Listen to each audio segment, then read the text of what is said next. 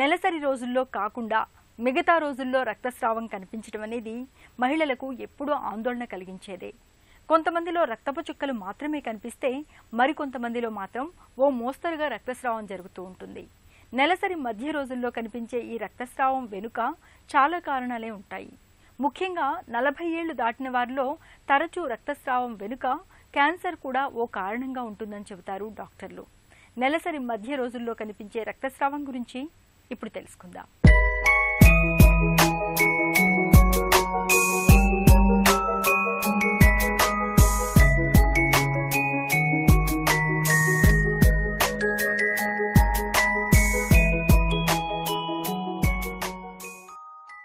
వర్షాకాలం, శీతాకాలం, వేసవికాలం ఇదో సీజనల్ చక్రం.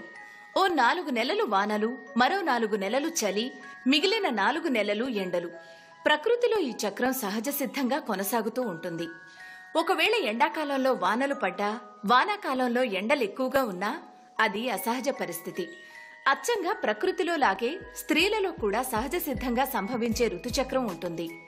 స్త్రీలలో ఒక వయసు తర్వాత నెల నెల ఓ అండం మెచ్యూర్ అవడం, అది ఫలదీకరణం చెందని నేపథ్యంలో రక్తస్రావం రూపంలో బయటకు వెళ్లిపోవడం అనేది సహజ సిద్ధంగా జరిగే బహిష్టు ప్రక్రియ. అయితే కొందరికి బహిష్టుల మధ్య కూడా రక్తస్రావం జరుగుతుంటుంది.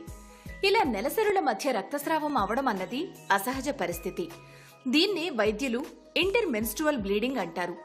ఈ సమస్యకు కారణాన్ని తెలుసుకుని దానికి తగిన జాగ్రత్తలు తీసుకోవలసి ఉంటుంది. మామూలుగానే నెలసరి 21 రోజుల నుంచి 45 రోజుల వరకు కొంతమందికి వాళ్ళ శరీర తత్వాన్ని బట్టి అవుతూ ఉంటుంది. ఈ టైంలో కాకుండా ఎప్పుడైతే మధ్యలోకి వస్తుందో దాన్ని మనము ఇంటర్మెన్స్ట్రల్ బ్లీడింగ్ అంటాం. దీనికి సంబంధించినంత వరకు కారణాలు ఎర్లీ ఏజ్లో అంటే 25 ఇయర్స్ 30 ఇయర్స్ వాళ్ళల్లో మటు ఒక్కొక్కసారి కరెక్ట్గా ఎగ్ రిలీజ్ అయ్యే టైంలో కొంతమందికి మటు జస్ట్ 1 to 2 డ్రాప్స్ ఆ టైంలో కొద్దిగా మైల్డ్గా కడుపులో నొప్పి కూడా ఉండే అవకాశం ఉంటుంది. కానీ ఇది ఒకసారి వస్తే పర్వాలేదు, మళ్ళీ రిపీట్ అవుతూ ఉంటే మట్టు చూపించుకోవాల్సి వస్తుంది. ఇది ఒక కారణం ఉండొచ్చు. ఇంకా కొంతమందికి మట్టు గర్భసంచిలో చిన్నగా పాలిప్స్ అంటాం అనమాట. గర్భసంచి ముఖద్వారానికి ఉండొచ్చు, గర్భసంచి లోపల కూడా పాలిప్స్ ఉండొచ్చు. ఈ పాలిప్స్ని మనం కనుక ఐడెంటిఫై చేసేస్తే ఈ ప్రాబ్లం అనేది సాల్వ్ అవుతుంది. ఇంకా కొంతమందికి హార్మోనల్ ఇంబ్యాలెన్స్కి థైరాయిడ్ అనే దానివల్ల కూడా రావచ్చు. ఈ థైరాయిడ్ ప్రాబ్లం ఎస్పెషల్లీ హైపోథైరాయిడ్ అంటే థైరాయిడ్ లెవెల్స్ అనేది తక్కువగా ఉండడం వల్ల వీళ్ళకి ఇర్రెగ్యులర్గా అంటే నెలకి కరెక్ట్గా కాకుండా మామూలుగానే ఇర్రెగ్యులర్ సైకిల్స్ వస్తూ ఉంటాయన్నమాట. ఇట్లాంటి వాళ్ళకి సైకిల్కి మధ్యలో కొద్దిగా స్పాటింగ్ అయ్యే అవకాశం ఉంటుంది. ఇంకొకటి పీసీఓడి అంటాం, పాలిసిస్టిక్ ఓవేరియన్ డిసీజ్. ఈ పీసీఓడి వాళ్ళకి ప్రొజెస్ట్రాన్ అనే హార్మోన్ తక్కువగా ఉండడం వల్ల వీళ్ళకి కంటిన్యూస్గా ఎగ్ రిలీజ్ అవ్వదు. కాబట్టి ఓ 10 days కంటిన్యూస్గా స్పాటింగ్ అవుతుంది. ఆ తర్వాత బ్లీడింగ్ అవుతుంది. మళ్ళీ బ్లీడింగ్ అయ్యాక కూడా కొన్ని రోజులు కంటిన్యూస్గా స్పాటింగ్ అవుతుంది. కాబట్టి ఇట్లాంటి ప్రాబ్లం ఉన్న వాళ్ళకు కూడా మనకి స్పాటింగ్ అవుతూ ఉంటుంది. యంగ్ ఏజ్ వాళ్ళల్లో ఇంకొక కారణం ఇన్ఫెక్షన్స్ ఉంటాయి. దాన్ని పెల్విక్ ఇన్ఫ్లమేటరీ డిసీజ్ అంటాం. ఈ పెల్విక్ ఇన్ఫ్లమేటరీ డిసీజ్ వల్ల కడుపులో నొప్పి అనేది కాన్స్టెంట్గా అంటే ఎప్పుడూ కడుపులో డల్గా పెయిన్ ఉంటున్నట్టే ఉంటుంది. మధ్యలో వాళ్ళకి పీరియడ్కి స్పాటింగ్ అయ్యే అవకాశం ఉంటుంది.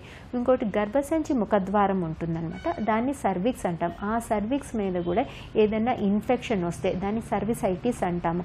దీనివల్ల ఎరోజన్స్ అనేవి ఫామ్ అవుతాయి, అంటే పుండులాగా ఉంటుంది. ఆ పుండు వల్ల కూడా బ్లీడింగ్ అయ్యే అవకాశం ఉంటుంది. బహిష్టుల మధ్య రక్తస్రావం అవడం వెనక అనేక కారణాలుండొచ్చు.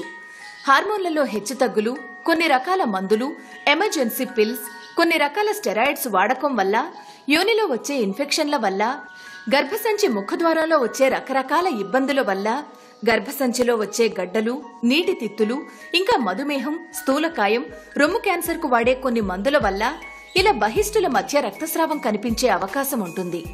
ఇలా నెలసరుల మధ్య రక్తస్రావం కనిపిస్తే అల్ట్రాసౌండ్, ఎండోమెట్రియల్ బయాప్సీ, హెస్టెరోస్కోపీ లాంటి పరీక్షలు చేయడం ద్వారా కారణాల్ని కనిపెట్టే అవకాశం ఉంటుంది. ఈ ఇంటర్ మెన్స్ట్రువల్ బ్లీడింగ్ కు కారణాన్ని బట్టి చికిత్స ఉంటుంది. ఫస్ట్ డాక్టర్ని కలిసినప్పుడు మిమ్మల్ని మామూలుగా ఎగ్జామిన్ చేస్తారు. ఎగ్జామిన్ చేసి పర్స్పెక్యులం అంటాం అనమాట, పెట్టి గర్భసంచి ముఖద్వారం చూస్తామన్నమాట. ఈ గర్భసంచి ముఖద్వారంలో పుండుందా లేకపోతే ఏమైనా పాలిప్ లాగా ద్రాక్ష గుత్తులు ఏమన్నా ఉన్నాయా అనేది చూసుకుంటాము. ఒకవేళ ఇవేమీ లేకపోతే స్కానింగ్కి పంపిస్తాము. స్కానింగ్లో మనకి ఓవరీలు ఏమైనా సిస్ట్లు ఉన్నాయా, పీసీఓడి పిక్చర్ ఏమన్నా ఉందా, లేకపోతే గర్భసంచి లోపల పొర ఏమన్నా ప్రాబ్లం ఉందా అనేది కూడా తెలుసుకుని చేస్తామన్నమాట. వీటితో పాటు బ్లడ్ టెస్ట్కి సంబంధించి థైరాయిడ్, షుగరు ఇవన్నీ చేస్తాము. ఒకవేళ మేము అన్ని టెస్ట్లు చేసినా సరే మనకేమీ తెలియలేదు కానీ తనకి ఆల్రెడీ స్పాటింగ్ అవుతూ ఉంది అంటే అప్పుడు కూడా హిస్టోస్కోపీ చేస్తాం. డయాగ్నోస్టిక్ హిస్టోస్కోపీ చేసి పాలిప్స్ ఉన్నాయా లేదా చూస్తాం. దీనికి తోడు సర్వైకల్ ప్యాప్స్మియర్ అంటాం, అంటే గర్భసంచి ముఖద్వారానికి సర్వైకల్ క్యాన్సర్ స్క్రీనింగ్ టెస్ట్ అని చెప్తాం. ఇది డెఫినెట్గా అందరూ 30 ఏళ్ళు దాటిన వాళ్ళందరూ 25 ఏళ్ల నుంచి ప్రతి 3 ఏళ్లకు ఒకసారి చేయించుకోవాలి. దీనివల్ల సర్వైకల్ క్యాన్సర్ కనుక మనం ఎర్లీ ఐడెంటిఫై చేస్తే మనకి దానికి ట్రీట్మెంట్ ఉంటుంది. ఎందుకంటే ఇది పెళ్ళైన ఆడవాళ్ళు ప్రతి 3 ఏళ్లకు ఒకసారి చేయించుకుంటూ ఉండడం వల్ల మనం ఏదైనా ప్రాబ్లం వస్తే ముందుగానే ఐడెంటిఫై చేయొచ్చు. ఈ ఎరోజన్స్ వాటన్నిటికీ కూడా మనము క్రయోథెరపీ అని ఐస్ ట్రీట్మెంట్ ఒకటి ఇస్తాం. దీనివల్ల కూడా వాళ్ళకి ప్రాబ్లం అనేది సాల్వ్ అవుతుంది. ముట్ల ఆగిపోయే వాళ్ళకు కూడా కొన్నిసార్లు మధ్యలో బ్లీడింగ్ అవుతుంది. దానికి కూడా ఒకసారి డాక్టర్ దగ్గర ఇమీడియట్గా వచ్చి చూపించుకోవాలి. ఒకసారి మీకు బ్లీడింగ్ వచ్చినప్పుడు ఒకసారి మేము పర్స్పెక్యులమ్ ఎగ్జామినేషన్ అనేది చేసి చూస్తాము. అదే గర్భసంచి ముఖద్వారం మీద సర్వైకల్ మీద ఏమన్నా పాలిప్స్ లాగా ఉన్నాయా లేకపోతే ఏమైనా పుండులాగా ఉందా ఏదన్నా గడ్డలాగుందా అనేది చూస్తాం. దాంతోపాటు ప్యాప్స్మియర్ అనేది చేస్తాం.